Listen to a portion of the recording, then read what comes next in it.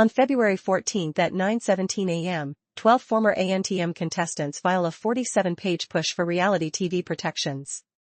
It names sleep deprivation, unpaid labor, and mental harm. One clause threatens to rewrite how shows classify contestants. The first demand hits like a siren: guaranteed 8-hour sleep windows, written into production schedules. The filing claims nights stretch past 3 a.m., then cameras roll again at dawn.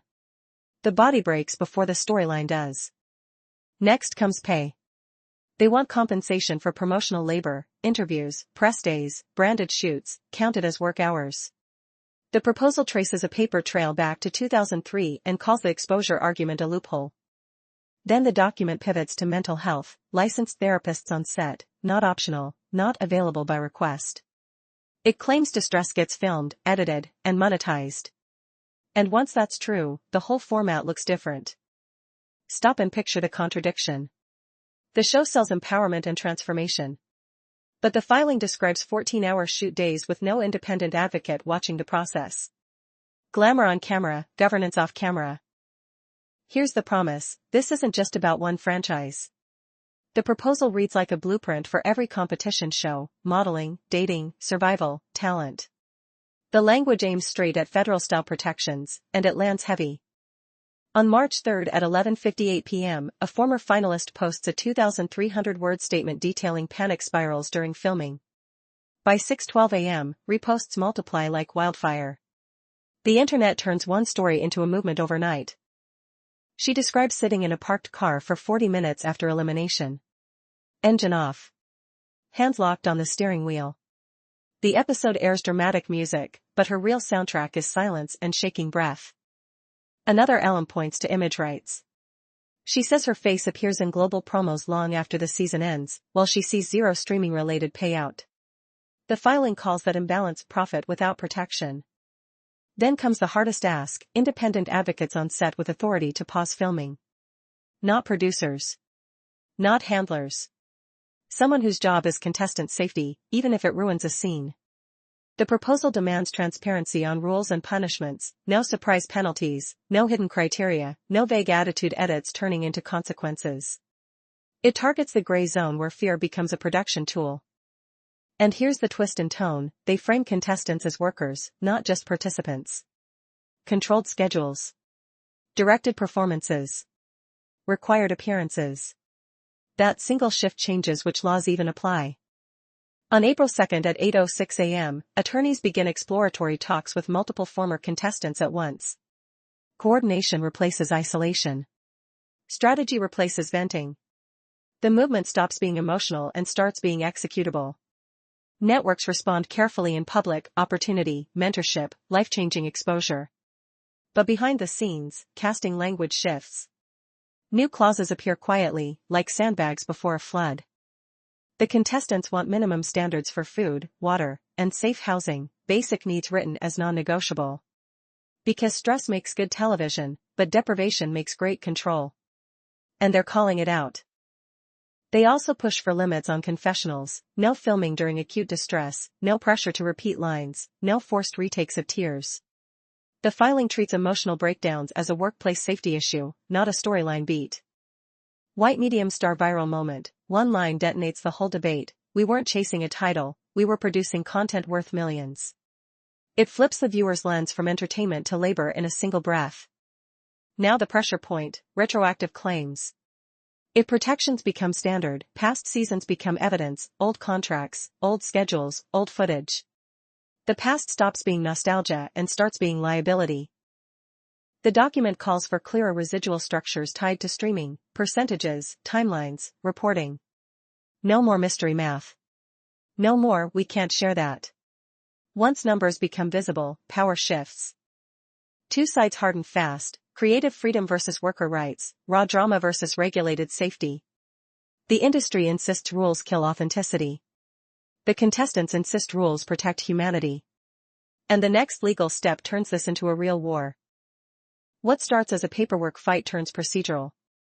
On April 18 at 10:22 a.m., producers circulate an internal memo tightening non-disclosure clauses for upcoming seasons. Small tweak, they say. But the wording suddenly doubles in length. Contestants push back quietly, asking for clarification before signing. Within 48 hours, 2 casting offers vanish without explanation. A minor scheduling issue becomes leverage, and everyone feels it. Lawyers step in, requesting annotated drafts of the revised contracts. The response arrives 72 hours late and heavily redacted. What looked like routine editing now smells like containment. Then someone inside production leaks a timestamp, March 28, 6:41 p.m.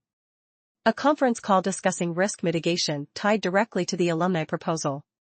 That phrase spreads fast and raises a bigger question. Meanwhile, patterns shift. A junior editor, not a producer, notices old footage flagged for legal review. Entire confessionals get recatalogued under sensitive. The small compliance step just got bigger. Contestants try transparency next. On May 1st at 8:03 p.m., 3 go live together to discuss workplace standards. Within minutes, comment sections flood with mixed reactions, support and sudden hostility. The livestream helps, at first.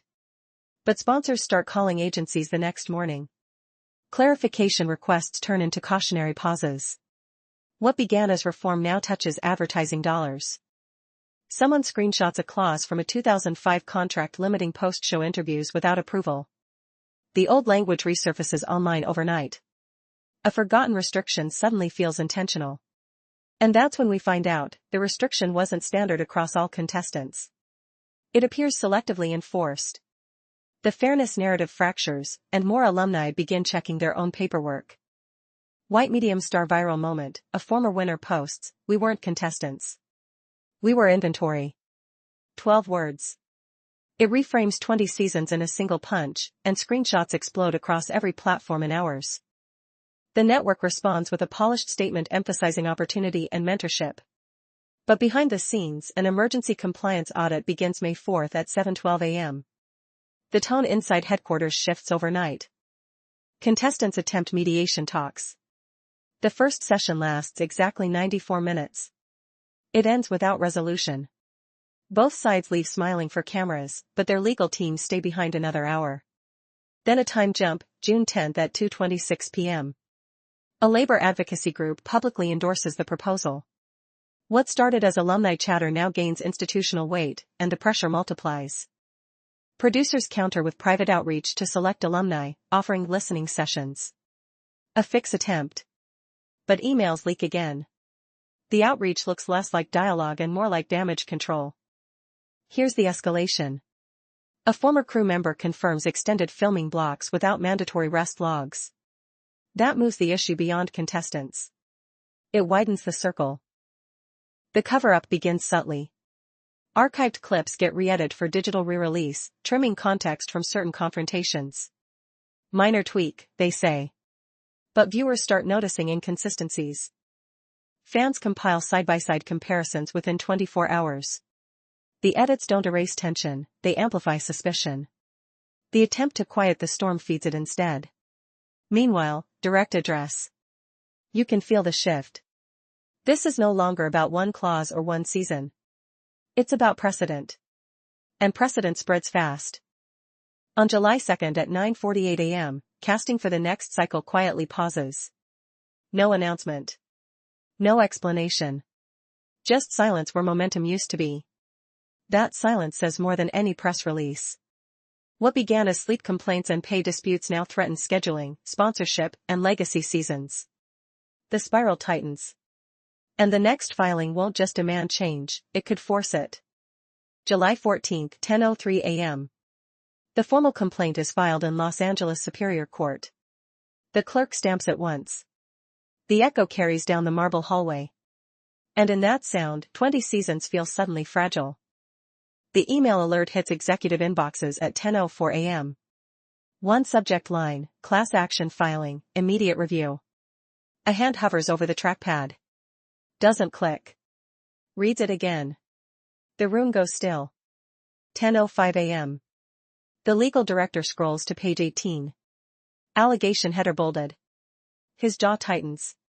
He exhales once. Then forwards it to 5 names. No message attached. 10:06 a.m. A group text among former contestants lights up. It's live. It's real. 3 typing bubbles appear. Then stop. Then start again. The waiting is louder than the words. 10:07 a.m. One producer refreshes a trade site. Nothing yet. Refresh again. Still nothing. By 10:09, the headline posts. He stares at it for 6 full seconds. Then calls legal. Meanwhile, immediate circle first. Agents call clients. Families text links. One mother screenshots the filing and sends, "Proud of you." The private support wave crests before the public one does. Then social media detonates. The phrase "we were inventory" trends by 11:12 a.m. Clips of old episodes resurface, stitched with new commentary. The narrative rewrites itself in real time. 14 million views in 36 hours. Media coverage floods in next. Headlines frame it as a reckoning. Opinion columns call it overdue. Former crew members begin speaking anonymously. The silence that protected the system starts cracking. And then, the network issues a statement at 6:42 p.m. Carefully worded. No admission. No apology. No direct mention of inventory. Just commitment to review. The plaintiffs don't respond. Not yet.